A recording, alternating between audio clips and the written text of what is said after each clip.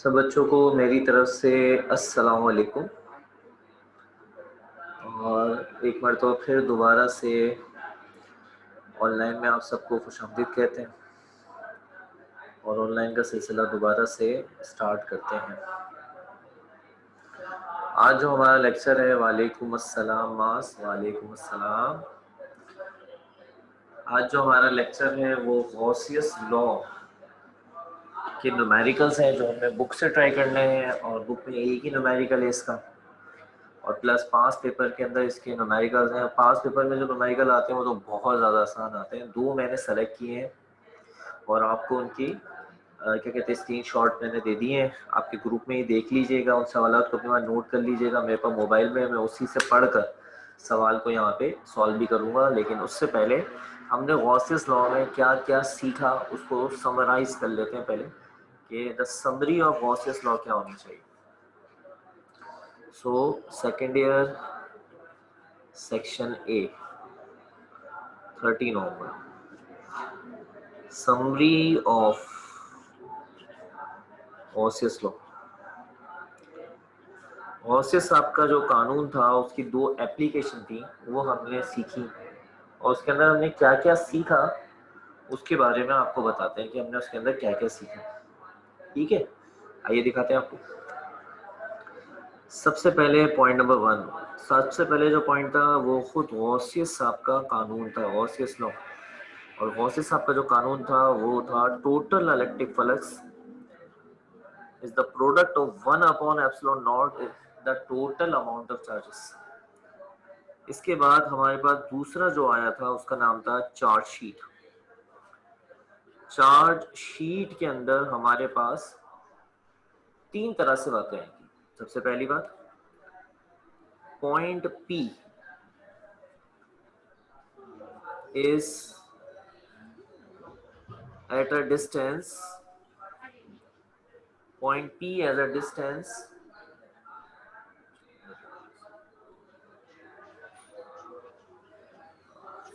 तो बच्चों का माइक ऑन हो गया है, माइक ऑफ कर देता हूँ।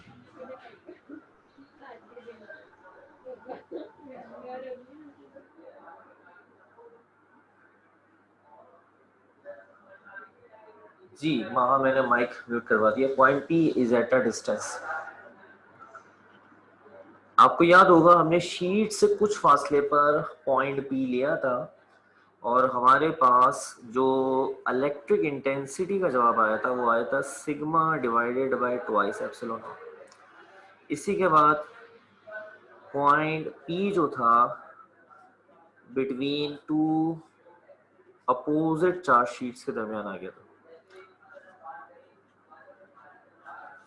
तो उसके बाद जो हमें जवाब मिला था E का, वो मिला था सिग्मा डिवाइडेड बाय एप्सिलॉन। इसी तरीके से बात को आगे बढ़ा लेते हैं। तीसरा पॉइंट था जिसके अंदर पॉइंट P जो था between two same nature of charge sheets. दो ऐसी शीट्स थी जिनके ऊपर जो चार्ज था वो सेम था, और उसमें जो इलेक्ट्रिक इंटेंसिटी बनी थी वो थी 0। तो ये हमारे पास गॉसियस लॉ की पहली एप्लीकेशन की समरी है। इसी तरह दूसरी एक और एप्लीकेशन थी जिसका नाम था चार्ज शेल। तो जो चार्ज शेल था हमारे पास उसमें भी तीन बातें थी। पॉइंट P लाइज आउटसाइड, बाहर की तरफ था, याद आया आपको? तो उसके अंदर जो इलेक्ट्रिक इंटेंसिटी का जवाब आया था वो था 1/4 epsilon naught multiply bye Q upon R square. ये हमारा जवाब बना था इसका। ठीक है, इसी तरीके से इसी में हमारे पास यही पॉइंट P आ गया था लाइज एट सरफेस।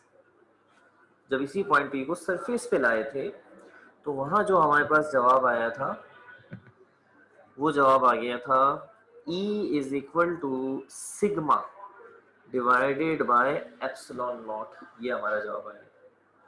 और आखिर के अंदर जो था वो था पॉइंट पी लाइस इनसाइड चार्ज शेल, ठीक है। और जब वो चार्ज शेल के अंदर आ गया था तो इलेक्ट्रिक इंटेंसिटी हो गई थी 0। तो ये वो सारे पॉइंट हैं जो कि हमने डिस्कस करे ड्यूरिंग द फिजिकल क्लासेस अपने पिछले वीक के अंदर। वेडनेसडे तक जो हमने लेक्चर एंड किया अपना, ये उस लेक्चर तक की तमाम बातें थी। यहाँ तक ओके है तो आप मुझे शाबाश कर दें। ये सब हमने पढ़ लिया था, सिर्फ समराइज फॉर्म में आपके सामने यहाँ लिख के दिखाया, ठीक है। Very good. तूबा ने पहल करी, तूबा ने क्लास के अंदर बताया भी था मुझे ओके का, भूल जाता था मैं, तो तूबा ने यहाँ ओके पहली मर्तबा करके याद भी दिला दिया कि देखिए मैंने सबसे पहले ओके करा और मैंने ही क्लास में याद भी दिलाया था कि ओके का बोलते थे। मेरी आवाज़ जो है वो सही आ जाएगी, आप फिक्र नहीं करें, बस आहिस्ता सा करके सही हो जाएगी, टेंशन ना लें। मैं आप कह रही हैं तो वादिया मैं चेक कर लेता हूँ आवाज़ की एक मरतबा टेस्टिंग करके कि आवाज़ जो है क्या वो मेरी सही आ रही है, आवाज़ के अंदर कोई कटिंग का मसला है। नेट का इशू होता है अमूमन, आप जानती हैं बात।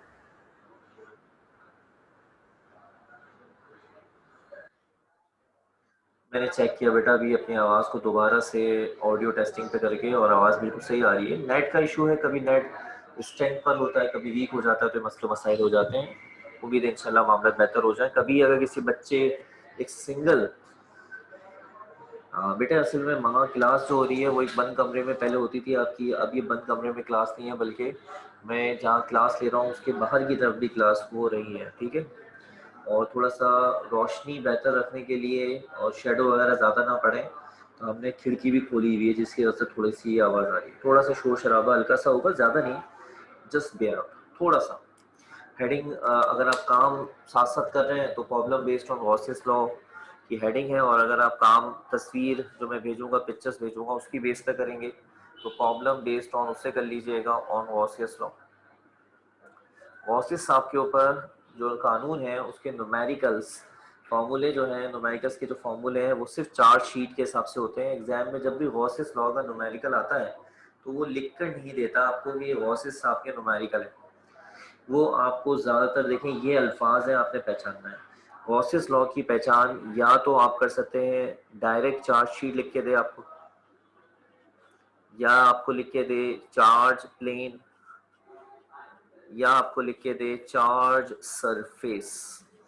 इनमें से किसी तरह की कोई भी वर्डिंग अगर आपको मिल जाए तो आप समझ जाइएगा कि ये गॉसियस लॉ का सवाल है।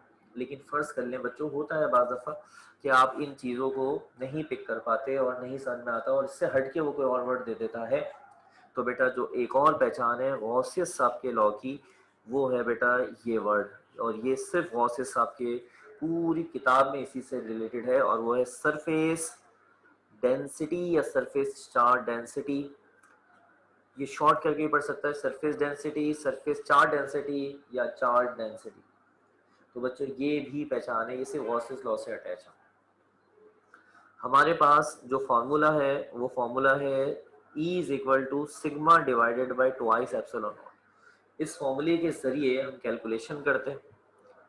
और इसके अलावा एक और फार्मूला है जो आप प्रीवियस क्लास में इलेक्ट्रिक इंटेंसिटी का पढ़ चुके हैं, E is equal to F divide by Q. दोनों इक्वेशन को अगर इक्वेट कर दें तो एक नया फॉर्मूला बन जाता है, और नया फॉर्मूला कुछ इस तरह से लिखा जाता है, sigma divided by twice epsilon not is equal to F upon Q. तो ये आपका असल में मेन फॉर्मूला जिसमें आपने कैलकुलेशन करनी है। इसमें एप्सिलॉन नॉट जो है वो कांस्टेंट है बेटा, एप्सिलॉन नॉट कांस्टेंट है। 8.85 10 to power -12 coulomb square newton metre square. इसके अलावा सिग्मा जो है ये है आपकी surface charge density, F is the force और क्यू इज द चार्ज।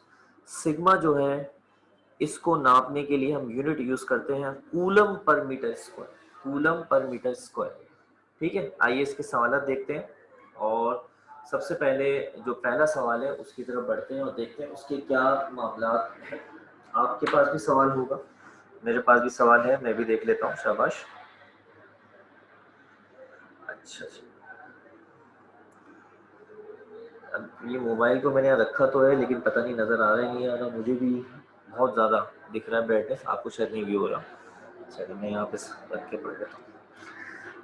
2015 का ये न्यूमेरिकल है, ये आपके पास ग्रुप में शेयर हुआ हुआ है। अगर आप इसको अभी नहीं देख पा रहे, मैंने वैसे वॉइस मैसेज में कह दिया था कि ये सवालात मैं आज कराऊंगा, आप अपने रजिस्टर में नोट कर लीजिएगा अलग से कहीं पे, ताकि जब सवाल कराऊं तो आपके सामने वर्डिंग। लेकिन अगर नहीं भी करा आपने तो कोई इशू नहीं है, मैं इस वक्त सवाल कराना शुरू कर रहा हूँ बेटा। सवाल क्या है आइए देख लीजिए। A thin infinite sheet of uniformly distributed positive charge। ये कितनी बड़ी वर्डिंग लिख के दी है, लेकिन अगर इसमें खास खास अल्फाज आप पिक करें तो इसके अंदर शीट भी आ रहा है, चार्ज भी आ रहा है। ये गौर से लॉ का सवाल है। A thin infinite sheet of uniformly distributed positive charge attract a light sphere। एक शीट है जिसके ऊपर चार्ज फैले हुए हैं पॉजिटिव, और ये एक स्फेयर को क्या करती है, अट्रैक्ट करती है। लाइट स्फेयर वाला एक छोटा सा स्फेयर है, उसको ये अट्रैक्ट करती है। Having a charge of -5 10⁻⁻⁶ coulomb. ठीक है, शीट पे पॉजिटिव चार्ज है और ये जो स्फेयर है इस पे नेगेटिव चार्ज है। ठीक है, हाँ तस्लीम बोलिए, क्वेश्चन कीजिए। हाँ तस्लीम बोलो।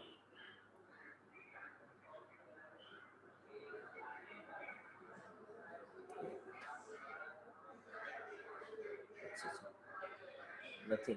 तस्लीम वही कह रहा हूँ, क्लास में तस्लीम इतनी ज़्यादा सवाल क्लियर नहीं करती थी, अभी यहाँ उसने है रेज हैंड करा। तो बच्चों स्फेयर जो है उसका चार्ज बताया जा रहा है, और उसका चार्ज आ रहा है -5 10⁻⁻⁶ कूलम। ये स्फेयर का चार्ज है। ठीक है, with a force of 1.695 Newton. ठीक है, शीट इस चार्ज को अट्रैक्ट कर रही है 1.695 न्यूटन।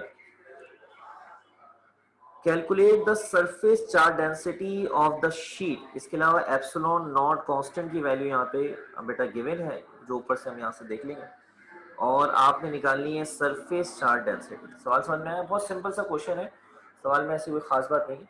मैं आपको सवाल ऐसी वर्बली दोबारा बता देता हूँ। एक शीट है जिसमें पॉजिटिव चार्ज है, और वो पॉजिटिव चार्ज शीट एक स्फेयर को अट्रैक्ट कर रही है, और स्फेयर जो है वो नेगेटिवली चार्ज है। अट्रैक्ट करने के लिए जो फोर्स लगा रही है 1.695 न्यूटन है, जबकि वो जो स्फेयर है उसका चार्ज ये है एप्सिलॉन नॉट कांस्टेंट। आपने उस शीट की सरफेस चार्ज डेंसिटी बतानी है। यहाँ तक ओके करें तो मैं आपको समझा दूं जल्दी से। शाबाश, यहाँ तक ओके। ये एक सवाल जो है वो मैं आपको समझा कि दूसरा सवाल है उसका सिर्फ डेटा बना दूंगा, उसका सोल्यूशन आप ट्राई कर लेंगे। ये मैं आपको कम्प्लीटली सवाल सॉल्व कर देता हूँ, फिर बुक का एक सवाल है उसके ऊपर चले जाएंगे। और आज हमारा लेक्चर गॉसेस लॉ के न्यूमेरिकल्स के साथ एंड होगा। कल हम अपना नया टॉपिक स्टार्ट करेंगे जिसके अंदर है इलेक्ट्रिक पोटेंशियल। तो उसमें एक टॉपिक है जो रिड्यूस सिलेबस में नहीं है शामिल, हटा दिया गया है। एब्सोल्यूट पोटेंशियल काफी बड़ी डेरिवेशन थी, तो हम उसको डिस्कस नहीं करेंगे। ठीक है, आइए स्टार्ट करते हैं। सबसे पहले आपने गॉसेस साहब का जो फार्मूला है वो लिखना है, sigma divided by twice epsilon not, इसको 1 का नाम देना। फिर दोबारा से फॉर्मूला लिखना है, electric intensity is equal to F divided by Q. दोनों इक्वेशन को आपस में आपने कर लेना है कंपेयर, कंपेयरिंग 1 एंड 2। तो ये हो जाएगा sigma divided by twice epsilon naught F divided by Q. ये ट्वाइस एप्सिलॉन नॉट यहाँ डिवाइड है, यहाँ जाकर क्या करेगा, मल्टीप्लाई करेगा। तो स्विच कर लेते हैं।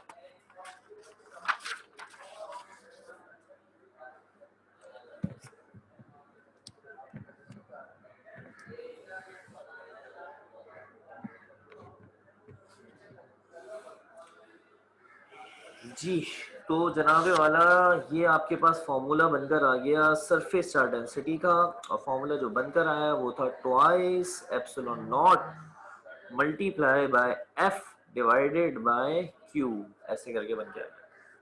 होल कर लें इसको, होल कर लें, एक ही बात है, एक ही बात। ये बात समझ में आ गई? यहाँ तो कोई मसला तो बता दीजिए, ये मैंने यहाँ से बता दिया था। ये कैमरा में रोटेट तो नहीं किया, उल्टा ही अभी मैंने पेज ऐसे नीचे से घुमाया, कि ट्वाइस एप्सिलॉन नॉट यहाँ डिवाइड था, एफ के पास जाके मल्टीप्लाई हो गया, twice epsilon naught multiply F divide by charge, और ये सिग्मा, ये फॉर्मूला हमारा। अब इन सब की वैल्यूज हम जल्दी जल्दी यहाँ पे रख देते हैं। सबसे पहले 2 एप्सिलॉन नॉट की value 8.85 10⁻⁻12 multiply by force 1.695 divided by charge. Charge की वैल्यू आपके पास थी जनाब ये रही -5 10⁻⁻6। ये बात मैं पहले ही आपको क्लास के दौरान समझा चुका हूँ। ये जो चार्ज के साथ नेगेटिव पॉजिटिव होता है, ये सिर्फ नेचर ऑफ चार्ज को रिप्रेजेंट करता है, इसका कैलकुलेशन से कोई नहीं होता, वेक्टर डायरेक्शन निकालने वगैरह के हिसाब से काम आता है, अदरवाइज नहीं आता। तो आप सिर्फ इसको लिख सकते हैं 6 10⁻⁻5। हम इस सबको सॉल्व कर लेते हैं जल्दी से, and will got our answer.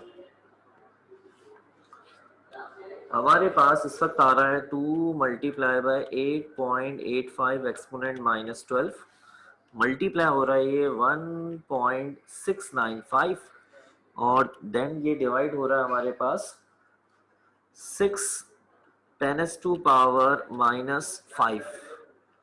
तो ये हमारा आंसर आ गया 5.0025 10⁻⁻7। ये आंसर है 5.2 multiply by 8.85 10⁻⁻12 multiply 1.65 divide by 6 10⁻⁻5। तो जवाब आया 5.0025 10⁻⁻7 और इसकी यूनिट है coulomb per metre square. That is your answer.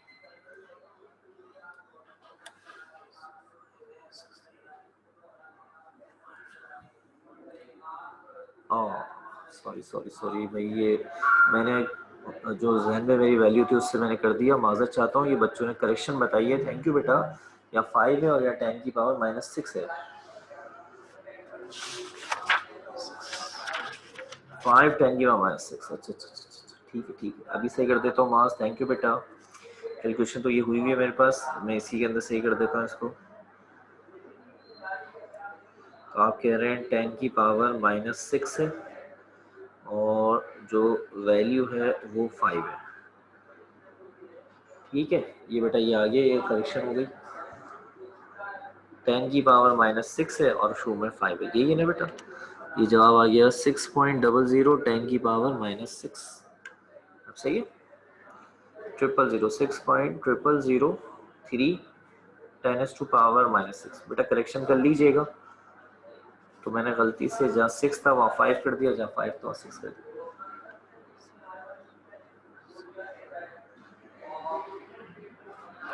जो तुम लोग एक मिनट रुक जाओ, जस्ट वेट, मैं अपने न्यूमेरिकल को सवाल करने देखता हूँ। जो हमारे पास स्फेयर है उसकी पावर आ रही है -6, सही। जो उसके बाद चार्ज आ रहा है वो -6 आ रहा है बेटा, और शुरू में जो वैल्यू आ रही है वो 5 आ रहा है। ये तो कैलकुलेशन में कर रहा है तू, और उसके शुरू में जो माइनस आ रहा है वो कैलकुलेशन में इस्तेमाल नहीं होगा। और जो फोर्स की वैल्यू है वो है 1.695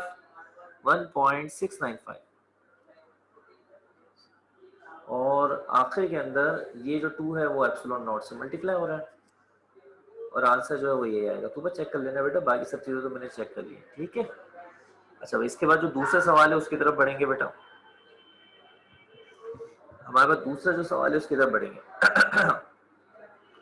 ये सवाल 2013 में आया है और इस सवाल का सिर्फ आपको डेटा बनाकर समझाया जाएगा। सवाल जो है वो आपके पास मौजूद है, मैं सिर्फ डेटा बनाऊंगा और इसका बुक का जो सवाल है उससे ट्राई कराऊंगा और आज का मामला हम एंड करेंगे। The surface charge density on a vertical metal plate is 25 10⁻⁻6।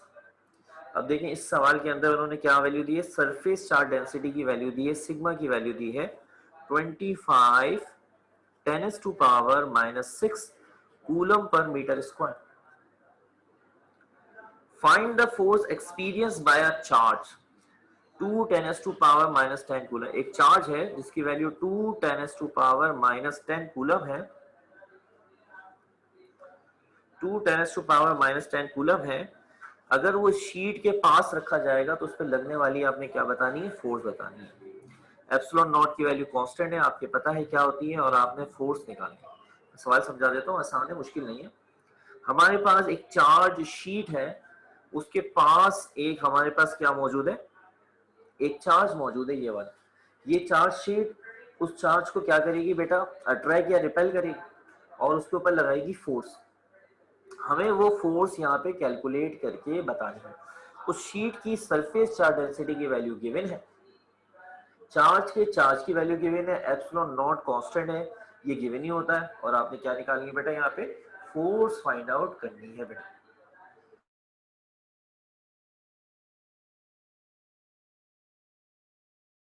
यहां तक ओके तो बताइए, क्योंकि ये सवाल का सोल्यूशन आपने खुद ट्राई करना है और इसका सोल्यूशन उसी तरह से होगा जैसे मैंने आपको अभी सवाल सॉल्व करके दिखाया था।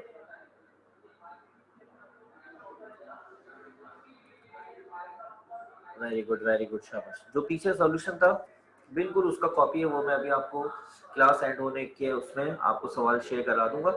आप उस सवाल को देखिएगा और उसको देखते हुए ट्राई कर सकते हैं। This question is your homework. अब हम बढ़ेंगे आगे और जो हमारा एक और क्वेश्चन है उसकी तरफ जाएंगे, जो कि किताब का क्वेश्चन है। मैं आपको बता रहा हूँ, किताब मेरे पास मौजूद है, आप भी किताब से देखना चाहें तो देख लें, शाबाश।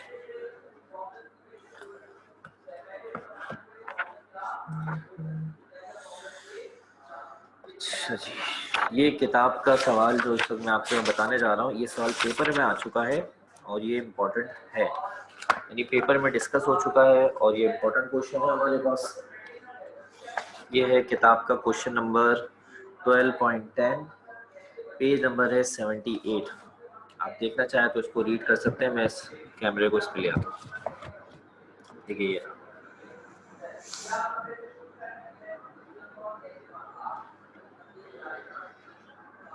जी, बिल्कुल बिल्कुल बिल्कुल इमरान, सेम वही कुछ कैलकुलेशन है, बस चीज़ों को आगे पीछे करना है, कैलकुलेशन उसी तरह से होगी। ठीक है बेटा, ओके बेटा, हम सवाल की तरफ आ रहे हैं। आपने देखना है, ज़रा मैं कैमरे को इस पर सेट कर लूँ। हो गया कैमरा सेट, सवाल को सुने। ये सवाल और इसकी कैलकुलेशन हम पहले एक दफ़ा कर चुके हैं, वही दोबारा से रिपीट हो रही है।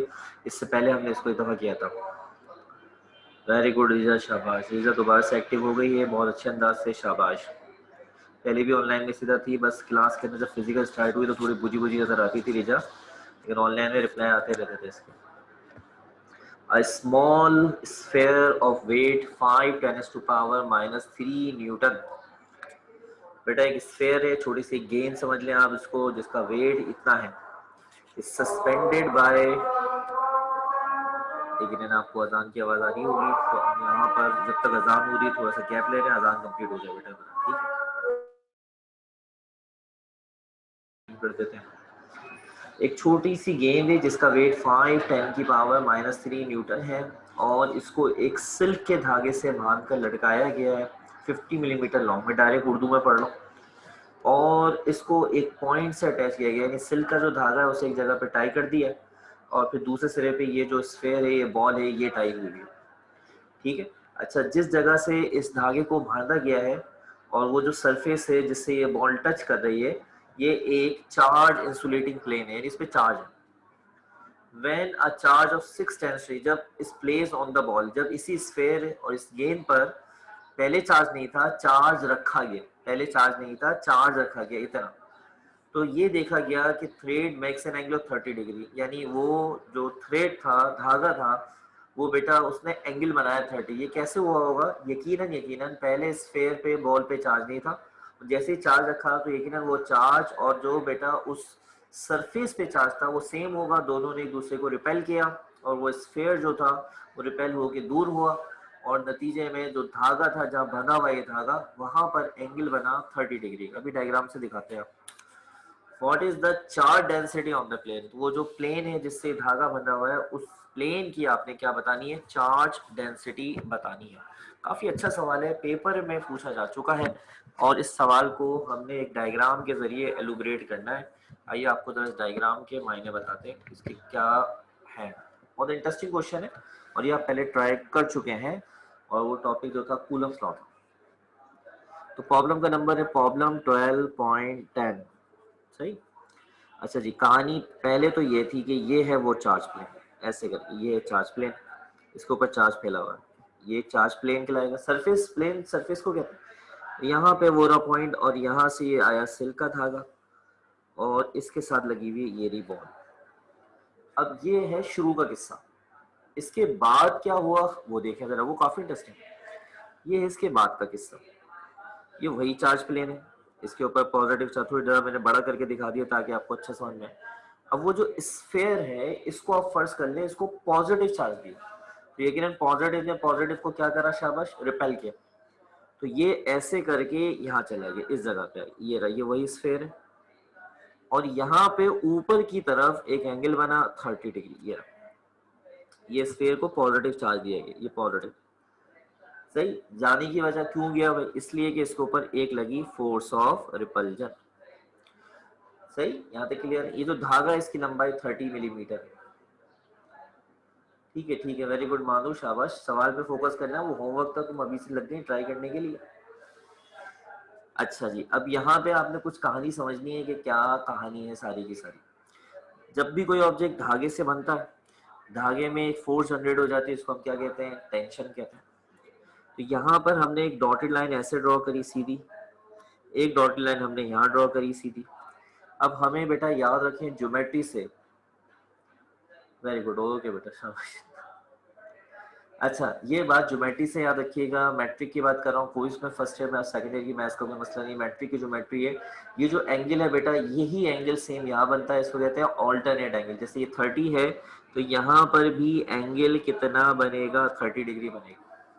सही है। अब ये जो टेंशन आपको नजर आ रहा है, ये एक एंगल बनाता नजर आ रहा है 30, तो इस टेंशन के हो गए दो कंपोनेंट, एक कंपोनेंट इधर आया, एक कंपोनेंट इधर आया। अब आपको याद होगा मैंने क्लास में सिखाई थी बात, मैंने कहा था कभी भी वेक्टर रेजोल्यूशन हो, डायग्राम कैसी भी हो, किसी अंदाज की घूमे, आपने हमेशा एक बात जहन में रखनी है, क्या, एंगल के जो 7 कंपोनेंट होगा वो कॉस थीटा से जाएगा और एंगल से हटकर जो होगा वो साइन थीटा। दोबारा सुन लें, एंगल के साथ जो होगा वो हमेशा कौन सा होगा, शाबाश, वो हमेशा होगा बेटा कॉस थीटा, और जो एंगल से हट के होगा वो होगा साइन थीटा। चलिए, जहां मैंने उंगली रखी है बताना है आपने ये कौन सा वाला है, जल्दी से, जहां मैंने उंगली रखी हुई है। शाबाश, 2-3 जवाब आ चुके हैं, पहले आ गए, वेरी गुड। साथ में वेक्टर भी लगेगा टी वाला, 2 जवाब आ गए, 2 जवाब और चाहिए। खतीजा, राशिद, मास का, तूबा का, तस्लीम का, वेरी गुड, सबके जवाब दुरुस्त आ गए। बस ये चाहिए था, टी कॉस थीटा, दूसरे की जरूरत ही नहीं है, ये है टी साइन थीटा। साथ ही साथ में इस ऑब्जेक्ट का जो वेट है डब्ल्यू, वो नीचे की तरफ ऐसा है और ये इस वक्त रेस्ट की पोजीशन में भी है। तो ये रेस्ट पे उसी वक्त होगा जब बेटा टी साइन थीटा एफ को बैलेंस करेगा और टी कॉस थीटा डब्ल्यू को बैलेंस करेगा, तो ये स्फीयर की हालत में होगा रेस्ट में। आपने जो ये प्लेन नजर आ रहा है, सरफेस नजर आ रही है जिसपे पॉजिटिव चार्ज फैला हुआ है, इस प्लेन की आपने सरफेस चार्ज डेंसिटी मालूम करनी है। ओके करें यहाँ तक, मैं जल्दी से डेटा बना दूं, देखते हैं फटाफट। ओके कर दें, हमारे पास रिमेनिंग तकरीबन 9 मिनट का टाइम रह गया है, तो जल्दी से न्यूमेरिकल के इख्तिताम की तरफ चलते हैं। अगर मैं आपको डेटा समझा दूं और साथ में सोल्यूशन का आइडिया दे दूं, लेकिन बच्चे आगे बढ़ रहे हैं। वेट है बेटा उसका 5×10⁻³ न्यूटन, और जो सिल्क के धागे की लंबाई है 50 मिलीमीटर। यहाँ सिल्क के धागे की लंबाई की कैलकुलेशन में कोई खास पार्टिसिपेशन नहीं है, इसलिए उसे हम डेटा में नहीं लिख रहे। और इसके अलावा जो चार्ज दिया गया था इसको, उसकी वैल्यू गिवन है 6×10⁻⁻8 कूलम, और एंगल लगाया गया है 30 डिग्री। इसके अलावा एप्सिलॉन नॉट आप जानते हो कांस्टेंट होता है, और आपने मालूम करनी है सरफेस चार्ज डेंसिटी। ये है आपका सवाल। ये स्फेयर का वेट है, ये स्फेयर को दिया जाने वाला चार्ज है, थोड़ा डायग्राम जरा कट गई, देख लीजिए। ये स्फेयर का वेट है, ये स्फेयर को दिया जाने वाला चार्ज है, ये एंगल है एप्सिलॉन नॉट। ठीक है, बाकी डायग्राम ओके है। सोल्यूशन देख लें जल्दी से, शाबाश। सोल्यूशन का मैं आइडिया दे दूं, ट्राई कर लेंगे इसको भी उसी तरीके से, ये आसान है। लेक्चर हमारा एंड हो जाएगा, लेक्चर हमारा एंड हो जाएगा। ठीक है, स्टार्ट कर लें। ओके भाई, सोल्यूशन उसी तरीके से ही होगा जैसे मैंने आपको बताया। पहले फॉर्मूला लगाएंगे, E is equal to sigma divided by twice epsilon not, equation 1। E is equal to, दोबारा से formula, F divided by Q, equation 2। दोनों को आपस में करेंगे कंपेयर, कंपेयरिंग 1 and 2, और जवाब आ जाएगा sigma divided by twice epsilon naught F divided by Q. तो ये हो जाएगा हमारे पास twice epsilon naught multiply by F और ये हो जाएगा क्यू। यहाँ तक बात समझ में आ गई। तो बच्चों इसको आप नाम दे दें क्वेश्चन नंबर 3 का। देखिए इसमें हमें कुछ चीजें पता भी हैं और कुछ चीजें नहीं पता। जैसे एप्सिलॉन नॉट कांस्टेंट हमें पता है, क्यू की वैल्यू हमें पता है, लेकिन हमें किसकी वैल्यू नहीं पता बेटा, इस फोर्स की वैल्यू नहीं पता। तो यहाँ पे अगर फोर्स की वैल्यू पता चल जाए तो इक्वेशन नंबर 3 सॉल्व हो जाएगी और सरफेस चार्ज डेंसिटी निकल के आ जाएगी। कैसे करेंगे इसको, बहुत आसान। स्फीयर किस हालत में था, रेस्ट की हालत में था, तो उस पर लगा देते हैं फर्स्ट कंडीशन और equilibrium by first condition of equilibrium. ये मैं आपको एक आइडिया दे देता हूँ, ट्राई आप कर लेना, अपने ऊपर भरोसा करा करो, अपनी सलाहियतों पे माशाल्लाह से कि किस तरह सीख रहे हो उसको कैसे एलुब्रेट कर रहे हो, मामला बेस्ट हो जाएंगे। आप कोई सवाल में अगर कोई मसला है तो आप प्रॉब्लम 12.5 उठा के देख लेना, प्रॉब्लम 12.5 उसमें भी सेम इसी अंदाज का मामला है। अच्छा बेटा डायग्राम के हिसाब से टी साइन थीटा बराबर है एफ के, टी कॉस थीटा बराबर है बेटा डब्ल्यू के। ये इक्वेशन आपकी बन गई ए, ये इक्वेशन बन गई आपकी बी। इन दोनों को डिवाइड कर दो और जब डिवाइड करोगे तो आपका आंसर आ जाएगा डिवाइडिंग ए एंड बी। यहाँ पर मैंने क्या लिखा है पढ़ लो बहुत वाज़ेह अंदाज में, होमवर्क और एक हिंट दिया है आपको। हिंट क्या हिंट है, सी प्रॉब्लम 12.5, ये हिंट है आपका। उसको देखें और उसके जरिए आपको समझ में आ जाएगा, आराम से यहाँ से एफ निकल जाएगा। ठीक है। अच्छा उसमें हमने डब्ल्यू को खोला था, यहाँ डब्ल्यू को नहीं खोलना क्योंकि डब्ल्यू की वैल्यू डायरेक्ट गिवन है। ठीक है। और ये जो एफ है आराम से निकलेगा, फिर एफ और ये सब पता है, सॉल्व हो जाएगा, आंसर आ जाएगा। हिंट मैंने दे दिया, प्रॉब्लम 12.5 को देख लीजिए। यहाँ तक मुझे इजाज़त दें और तूबा का जुमला रिपीट कर देता हूँ, लेकिन तूबा ने जुमला रिमाइंड भी करवा दिया था कि अपना अपने घर वालों का ख्याल रखिएगा, मुझे और मेरे घर वालों को दुआ में याद रखिएगा, सेहत और तंदुरुस्ती के हिसाब से कि मामले सारे बेहतर चलते रहे और आपकी क्लासें इसी तरह चलती रहे। सब बच्चों को मेरी तरफ से अल्लाह हाफिज़। यहाँ तक सब समझ में आ गया होगा, जज़ाकल्लाह। अल्लाह हाफिज़ सब बच्चों को मेरी तरफ से, अल्लाह हाफिज़।